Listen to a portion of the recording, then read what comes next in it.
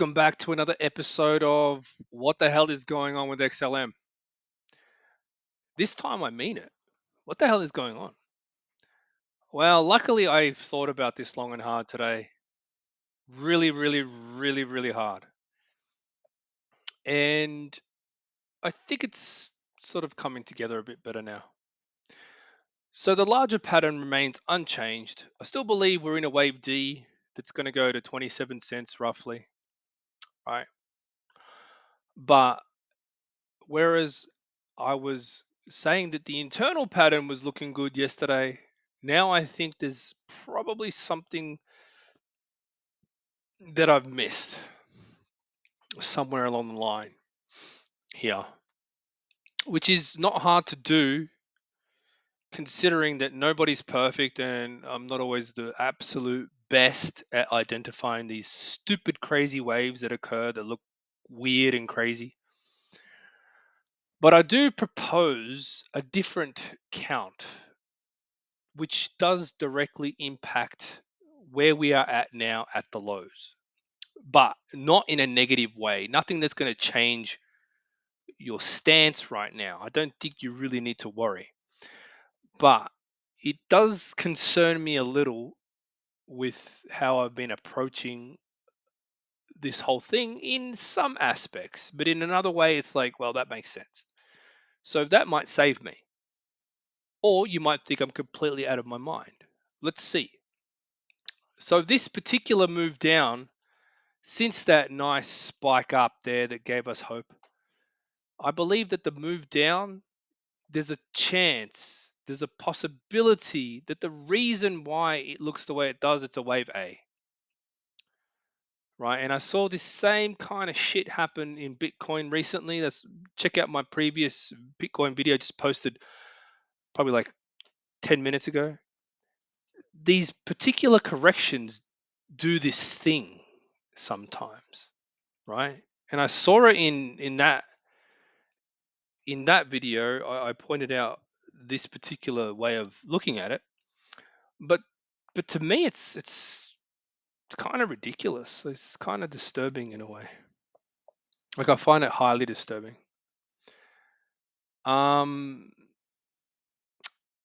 for example, let's just say that we have a wave A and A, B, C, large D down, E, and then C.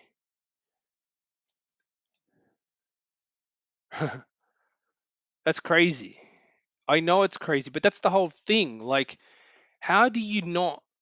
Well, how do you actually know the waves unless you know the waves? How can you have a different interpretation of a crazy expanded move if you don't even know what that means, right? So there's a good reason why I believe that there's a potential here for oops, hang on. I didn't mean to do that. For a particular count which I'm going to outline right now. Okay, so the way let me just draw this out for you. So in RES wave, okay, so a lot of people like to think, oh, a 5 wave move has 5 waves. One, two, three, four, five. Amazing. But the thing that makes RES wave unique is that there's also 5 waves in a correction. A, B, C, D, E.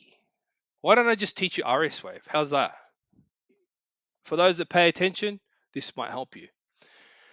That's how a correction looks like. So that correction lives in wave 2 and wave 4 and as a wave B in brackets of a zigzag, right? Every single time. In that order, try and work that one out. That's how I created RS wave, right? So this always happens. I back tested it for 8, 9 years, probably like 8 years. For the last year, I've just been trying to get good at reading the waves because that's hard. So that's the blueprint. Practicing is key. So there's a good chance that we are dealing right here with a wave a simple wave A. So this could be basically a very simple kind of, I don't like to use the word triangle, but a balancing of forces that produces a move that gets into a crescendo, and then goes up. That's all, right? So it's not really a triangle, but it kind of looks like one, sort of, but it's not really, right? It doesn't need to be exactly a triangle. See, this is the thing about Elliott waves is they brainwash you into thinking that a triangle needs to look a particular way. You kidding me? Every fucking correction does the same thing. That's why Elliott wave is garbage. They're trying to teach you to look for shapes, and when you don't see them, you dismiss the whole damn thing. But the truth is, every single correction has an A, B, C, D, E in it, right? So maybe you can be better at this than me. Great, go ahead, do it. Come on board and help me out because I need some help here. It's very hard to find good help these days. Now, you might be thinking also, well, how the hell is this a B wave? That doesn't even look like a zigzag. Well, let me explain that to you now because I've been thinking about anybody who's nobody has really asked the question. I thought it was a D wave before, now I think it's a B wave. It still doesn't look like, well, it doesn't look like a five wave move either. And remember, there's only two patterns that the market forms, it's a zigzag and a five wave move. So if you try to make this into a five wave move, you're going to run into trouble. Wait, that's not a five wave move. Wait, that's a four. That's a five. Oh my God. It can only be two things. So that's why I came to the conclusion that I did. And the reason I came to that conclusion is mainly based upon the bearishness that was in this market. And also, if you look at wave C, you could see how hard it tried, right? Like the waves give off clues, right? So let me show you that right now. So let's just say that's wave A, that's a B, right? And that's a C. No, it looks weird. Trust me. I have thought about this many times. I'm like, you know what? This is bullshit. Okay. So it looks like you had a weak five wave move here, right? You had a zigzag, zigzag, zigzag. So it's three zigzags. That's a five. That's five waves there. I mean, that's a five wave move, right? One, two, three, four, five. And then we know this is a scam wick. Well, I can guarantee you it's a scam wick because you have a zigzag wave A expanded down. You have A, B, C, D, E, and then C, right? It's a zigzag, right? Doesn't look like a freaking zigzag. It's because you don't understand RS wave. But this is you'll get to learn it. Don't worry. All right. So you have a wave A, you have a B, a very small B. Why? Because there's a zigzag, and you have a C. Why? Because it looks like a five-way move. Then you have a D. Why? Because it looks like a zigzag. And then you have an E. Why? Because it looks like one of those crazy E waves that you see, right? See, it looks like a five-way move's going up and then it comes back down. It's crazy shit, I know. Anyway, you'll start to understand that these E waves look very similar after a while.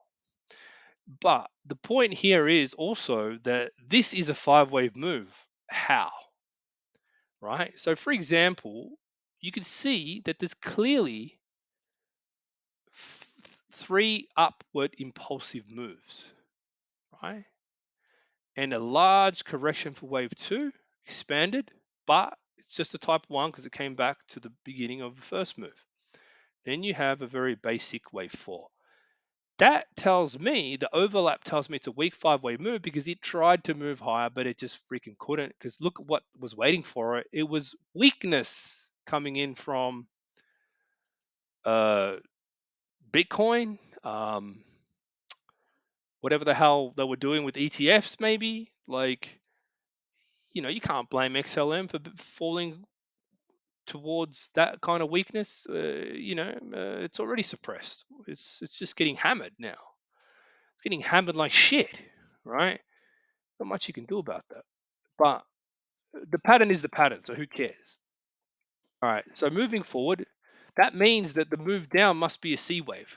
So you're probably thinking, well, if it's C wave, where the hell's D? Okay, well, that's where things are kind of going to get very interesting for you. And I've been thinking a lot about this. I took a step back and I stepped back in. I didn't even take a break. I just took a step back, stepping back in. And by the way, another scam wick happened. If you can see it, scam wick. they're not really scam wicks. It's just something that seems to happen not on every exchange. Okay, so C wave. Okay, so remember I told you there's only two 5 wave moves down in a correction, and it's a C and an E. So if this is not if this is not an E, then it's a C. Right. So let's just borrow this, whack it there, and make it friendly. Right. So we go here, and I thought about this. I thought about it. I go, what am I looking at here? Why am I missing something? Am I going crazy? Like all that sort of stuff. I realized there's a good potential that this is the D wave. Why? Because, okay, let's just say that this was wave one. Well, we're looking for A, B, C, D, E, but what about if, okay, maybe, let's just say, pretend that the D wave in here ended here. And then you had this E wave down followed by the C wave. Wow, that means that this wasn't even a wave one. This was a wave A. Oops. Bloody hell, what am I doing? It was a wave A, right? If that's a wave A, now mind you, I play this game all the time with myself, but for some reason lately it's been coming, as the pattern develops, it's becoming more and more obvious, and it's getting ridiculously obvious because I'll tell you why in a minute. I'll tell you why I went to this length, because I started to see what's going on here and I realized, wait a minute, hang on, there's something not quite right there. I don't agree. And mind you, it's not 100% clear because we had a move down here which is not on most charts. And I think it's critical to understand that this is a very difficult pattern to master. We had a missing wick on most charts, which I think was very important, right? It's on the Bybit exchange. So if you want to go to the Bybit chart, have a look. So I believe that the B wave ended here and the C wave ended at the highest here. That's what that little wick was up. It was actually a C wave, which is very interesting. And this is, by the way, this is an expanded type 2 zigzag because the wave E ended higher than the wave A, the end of wave A. So I call that a type 2. Yeah, anyway, expanded zigzag. And you know what? That wave might be sort of close in length, may not be very similar, maybe just a little bit, maybe not as long. Yeah, anyway, you get what I'm trying to say, right? Which means that this here was the end of E wave. Sorry, the end of wave B of the larger move, right? So if we're going to give it the correct color, then it's purple, right? Don't ask me how I came up with these colors. I don't really remember. I just did. Okay, so that is the end of wave, the larger wave B, right? All right, cool. That means that this is critical support, not down here. So well, like I said, I still think this is critical support down here because the Bybit chart went lower. But now because of this whole wave E thing, according to Coinbase, this is the new support, according to Coinbase. So unless you trade Bybit, the Bybit exchange, it probably doesn't apply to you. So 1, 2, 3. Okay, this is where it gets funny. This is also why I think that there's a problem with this chart, because that extra wick means that wave 3 probably ended up here, right? And if that's the case, then wave 4 ended up here. Wave 5 ended up here. Not a wave D. Goodbye, wave D. That means that this, ladies and gentlemen, is just a wave 1. Right? It's just a wave 1. That's all it is. Because we had this move down that looks like a zigzag. And so what do you think is happening right now? Do you think this is going to the moon? it's probably just a wave B, right? So I understand your frustration. Don't worry. We're not in any kind of danger. If you're in this trade, you may choose to just take your profits right now, or whatever, right? You don't even have to do anything. If you hold in the coin, what do you care, right? I got a comment earlier saying, "Okay, that's great if you're a trader. I want to see long term." Yeah, I mean, watch my videos, damn it. Like, obviously, you're brand new around here. Like, anyway, so as crazy as that may seem, if this is just a wave one of the coming C wave that's going to go up to 27, maybe even 30 cents, depending on where we measure this from now, that we have a new level, well, that just means that, you know, okay, maybe we have like a cipher pattern. Ooh, that's fancy. If you can even draw it. I don't even think I can draw it, to be honest. I think I suck at ciphers. Let's just say this is a cipher pattern. Oh, look, it looks great. It looks amazing. Except I don't really believe in those that much because they don't take into consideration full corrections. It's just looking at an M shape, a bat pattern, whatever. I reckon that what's going on here is we had a really shitty weak five-wave move, which is not really breaking any rules, right? So it's just a standard five-wave move that's starting off weak because of the where it's coming from. It's this inverse head and shoulders type pattern, right? But I do think that we will create a correction that's A, B, C, D, E, right? And this is the thing that I explained to you in the Bitcoin chart is that usually the market gives you a very small risk entry. Instead of this large bullshit that I've been doing with a large stop oscillating up and down, not only does it waste time and waste fees on exchanges if you're trading it with leverage, but it also you have to wait even longer for the thing to actually move. So you might as well wait for the pattern to form. Well, once you figure it out, obviously, I'm just saying this now. I'm not saying I knew this the whole time. I'm saying from now on, wait for a nice, good entry, regardless of the pattern, right? Trading an inverse head and shoulders pattern was not the greatest idea I had, but it got me talking. It got me back into producing frequent videos and keeping my mind active with the whole thing, right? Because I love the waves and I need to keep doing this to keep the whole thing going, right? Because I feel like it's important for stimulating my mind to keep producing content that really helps you understand what the hell it is I'm doing, and to also get into a trade if you want to trade leverage, to get into it with minimal risk. So I think that starting off with such large swings is not a good time to get into a trade. In fact, it's the most riskiest time.